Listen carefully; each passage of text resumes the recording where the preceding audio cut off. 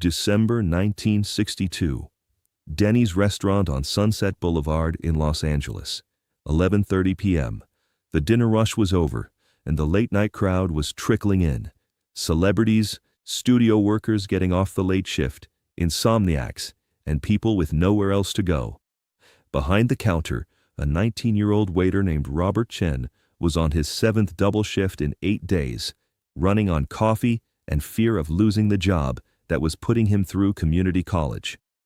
Robert was Chinese-American, born in San Francisco, raised in LA's Chinatown, and deeply aware that in 1962, opportunities for people who looked like him were limited. His parents worked in a laundry. His older brother washed dishes at a hotel. Robert had gotten this waiter job through sheer persistence, showing up every day for 2 weeks until the manager got tired of seeing him and finally said yes. He couldn't afford to mess it up. That's why his hands were shaking when Sammy Davis Jr. walked through the door at 11:47 p.m., accompanied by 2 other men Robert didn't recognize. Everyone recognized Sammy, the glass eye, the energy that seemed to crackle around him even when he was just standing still, the way he moved through space like he owned it, because in many ways he did. The hostess, a middle-aged white woman named Dolores, froze. Denny's had an unofficial policy, a policy nobody talked about but everyone knew. No black customers after 10 p.m. The official reason was security concerns. The real reason was racism, pure and simple. And now here was Sammy Davis Jr., one of the most famous entertainers in the world, standing in the doorway at midnight, waiting to be seated. Dolores looked at the manager, Gerald, who was counting receipts in the back. Gerald looked up, saw Sammy, and his face went through a rapid series of expressions: panic, calculation, greed. Turning him away might make the papers, but seating him might upset the regular white customers. Gerald made a decision that he thought was clever. "See him in the back corner," Gerald whispered to Dolores. "The booth by the kitchen, and make it quick, in and out." Robert watched this exchange from behind the counter and felt his stomach turn. He knew what that back corner booth meant. It was where they seated black customers during the day when they couldn't refuse them service, but didn't want them visible to other patrons. It was humiliation disguised as accommodation. Dolores led Sammy and his companions to the back booth. Sammy's face showed nothing, but Robert had gotten good at reading people after a year of waiting tables. He saw the slight tightening around Sammy's jaw, the way his shoulders set. He knew. Of course he knew. But he sat down anyway, because what choice did he have? Robert's section was the counter and the front booths. The back corner was usually handled by Marie, a waitress who'd been there for 15 years and had opinions about those people that she shared loudly in the break room.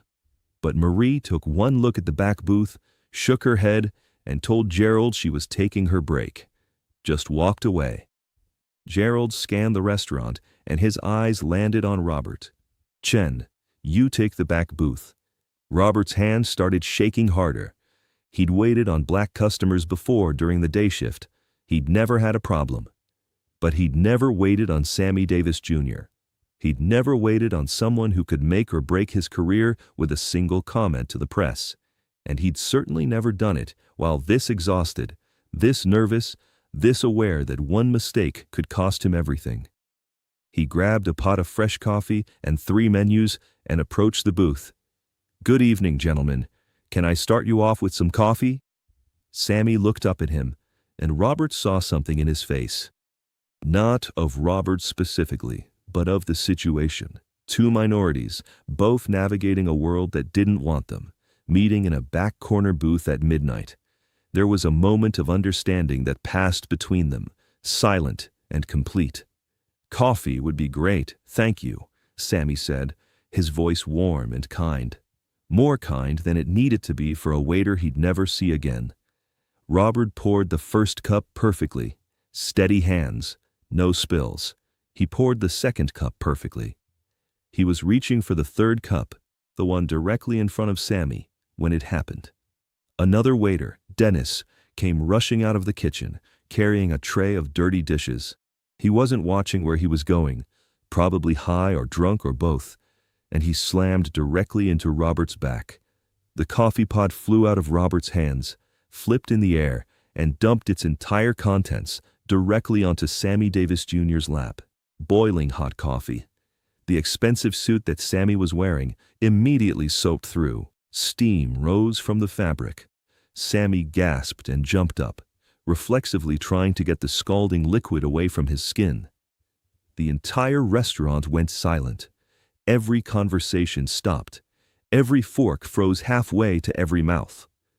All eyes turned to the back corner booth where a Chinese waiter had just dumped coffee all over Sammy Davis Jr. Robert's mind went completely blank with horror. His career was over. His job was gone. He might even get sued.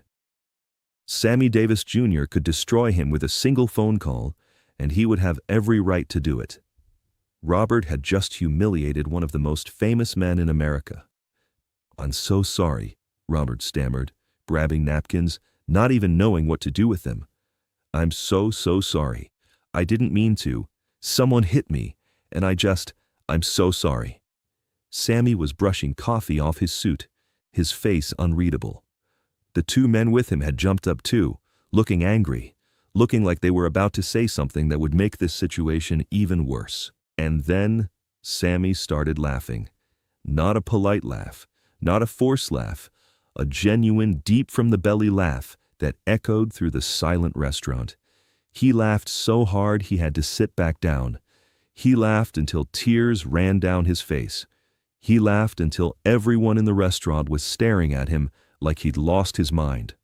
Robert stood there, paralyzed, holding napkins, absolutely certain that Sammy had snapped, that the shock of being burned had broken something in his brain, that this was some kind of hysteria before the anger came. But when Sammy finally caught his breath and wiped his eyes, he looked at Robert with the biggest smile Robert had ever seen. "Kid," Sammy said, "do you have any idea how long it's been since someone treated me like a regular person?" Robert blinked. "Sir, you dumped coffee on me," Sammy said, still grinning. "You didn't do it because I'm black. You didn't do it because I'm famous. You didn't do it on purpose. You did it because somebody knocked into you, and you're having a bad night. That's the most normal thing that's happened to me in 5 years." The restaurant was still silent, but now it was a different kind of silence. Confused. Waiting. Sammy gestured for Robert to sit down. Robert looked around frantically. Employees weren't supposed to sit with customers. Gerald was going to fire him for sure. But Sammy wasn't asking. He was telling. Robert sat. "What's your name?" Sammy asked. "Robert Chen." "Robert Chen. How long you been working here?" "A year, almost." "You like it?" Robert didn't know how to answer that. Nobody had ever asked him if he liked his job. "It pays for school." Sammy nodded like this explained everything. "Let me guess. They stuck me in this back corner booth hoping I'd eat fast and leave. Then they made you serve me because everybody else suddenly had somewhere else to be. And now, you just ruined my suit, which probably cost more than you make in 2 months. And you think your life is over." Robert nodded miserably. "Your life's not over," Sammy said. "But I am going to need a new suit. Here's what's going to happen. You're going to give me your address. Tomorrow, a tailor is going to show up at your door. He's going to measure you for a suit, a good suit, the same kind I'm wearing right now, and he's going to make you one on my dime." Robert's mouth fell open. "Sir, I can't accept that. I ruined your clothes. I should be paying you." "With what? You said it yourself. This suit costs more than you make in 2 months. You can't afford to replace it. But you know what? I can. I can afford to replace 10 of these suits. So instead of you destroying yourself trying to pay me back for an accident, I'm going to make sure that the next time you walk into a room, you walk in wearing a suit that tells everybody you're somebody who matters." One of the men with Sammy, who Robert would later learn was Sammy's manager, leaned over. "Sammy, we need to go. You need to change." "In a minute," Sammy said, not taking his eyes off Robert. "I'm not done here." He turned to address the entire restaurant, raising his voice so everyone could hear. "Folks, I want you all to witness something. This young man just had the worst moment of his professional life. He just made a mistake that he thinks is going to cost him everything. And I want you to know that it's not. Because mistakes are how we learn who we are. And how we respond to other people's mistakes is how they learn who we are." He turned back to Robert. "You could have blamed the guy who hit you. You could have made excuses. But the first thing you did was apologize. You took responsibility. And character matters more than coffee stains." Sammy stood up, coffee still dripping from his suit. He pulled out his wallet and dropped a $100 bill on the table. "That's for the meal we didn't eat, and the tip you deserve for the service you tried to give. Keep it. You earned it." "I can't," Robert started. "You can and you will," Sammy said firmly, "because I'm telling you something right now that somebody should have told you a long time ago. The world is going to try to make you feel small. It's going to try to convince you that one mistake defines you, that being different means being less. But you're not less, Robert Chen. You're not invisible. You're not a mistake. You're a young man working his way through school, supporting his family, doing his best in a world that doesn't make it easy. And that matters." The restaurant was still dead silent, but now it felt different. People weren't just watching, they were listening. Sammy pulled a business card from his wallet and handed it to Robert. "You ever need anything, you call this number. A job reference, a connection, somebody to vouch for you, whatever you need. Because I've been where you are. I've been the person everybody expects to fail. And somebody helped me when I needed it. Now I'm helping you." Robert looked at the card, then at Sammy, then back at the card. Tears were running down his face, and he didn't even care who saw them. "Thank you," he whispered. "I don't know what to say." "Don't say anything," Sammy replied. "Just promise me something. When you make it, because you're going to make it, help somebody else. Find some kid who's scared and tired and thinks the world is against them, and you do for them what I'm doing for you right now. That's how we change things, not by accepting the way things are, but by being the kind of people we wish we'd met when we needed help." Sammy turned to leave, his companions following, but he stopped at the door. He looked back at the restaurant, at all the people who'd been watching, and he said one more thing. "By the way, the food in this restaurant is terrible. The service up until tonight has been mediocre at best, and I will never eat here again. But Robert Chen is the best waiter in Los Angeles, and anybody who says different is lying. When you see him in the news someday, remember you saw him here first." And then he walked out, leaving a restaurant full of stunned people and one young waiter who couldn't stop crying. Gerald, the manager, came rushing over. "You're fired. Get your things and get out." But something unexpected happened. Dolores, the hostess who'd seated Sammy in the back corner, spoke up.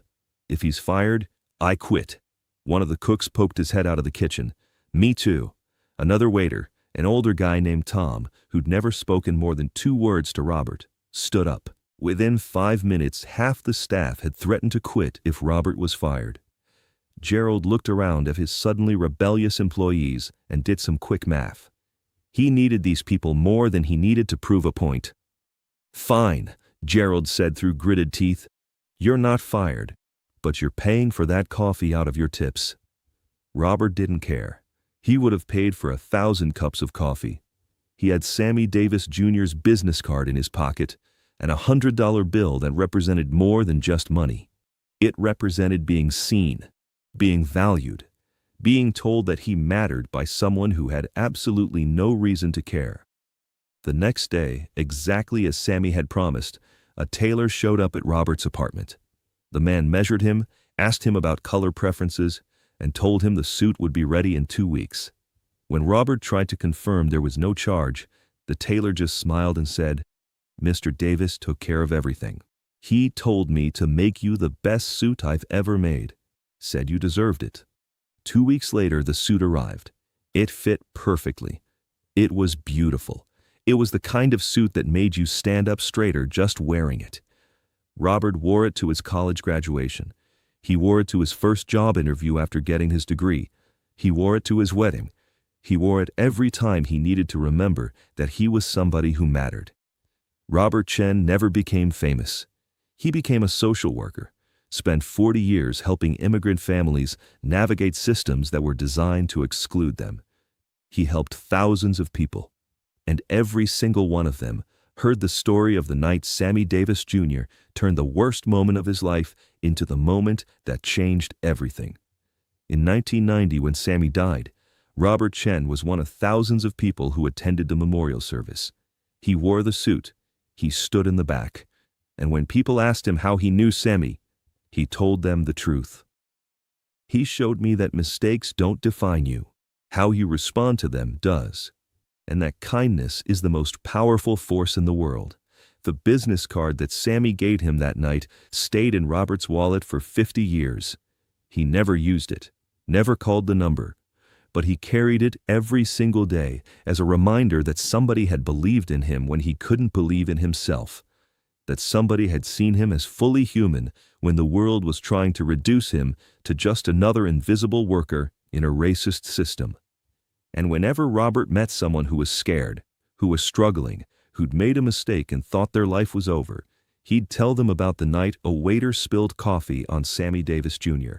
He'd tell them what Sammy said, that character matters more than mistakes, that the world will try to make you small, but you don't have to let it, that one moment of grace can change a life.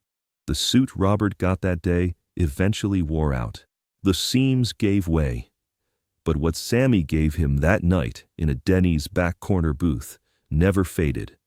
The knowledge that he mattered, that his story mattered, that one person taking the time to be kind, to be generous, to see another human being as worthy of dignity and respect, could create ripples that lasted generations.